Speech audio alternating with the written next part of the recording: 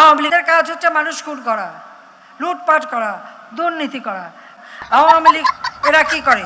ধ্বংস করে, আগুন দিয়ে জ্যান্ত মানুষ পুড়িয়ে মারার ইতিহাস তাদের। শেখ মুজিবুর রহমানের হত্যা এবং আমার পরিবারের হত্যার সঙ্গে ওই আওয়ামী লীগ সহ এরা সকলেই জড়িত ছিল। এরা খুন করা ছাড়া আর কিছু জানে না। 21,000 নেতাকর্মী ওরা হত্যা করেছে। ওরা যখন ক্ষমতা থাকে দুর্নীতি, লুটপাট, এই চট্টগ্রামই তো 10টা অস্ত্র পাচারের সাথে জড়িত। আওয়ামী লীগ গ্রেনেড হামলা করে দিনে দুপুরে আমাকে হত্যার চেষ্টা করেছে, 22 জন নেতাকর্মীকে হত্যা করেছে।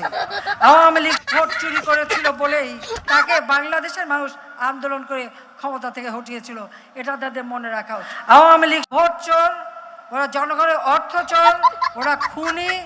আওয়ামী লীগ মানে হচ্ছে খুনি, হত্যাকারী, সন্ত্রাসী, জঙ্গিবাদে বিশ্বাসী।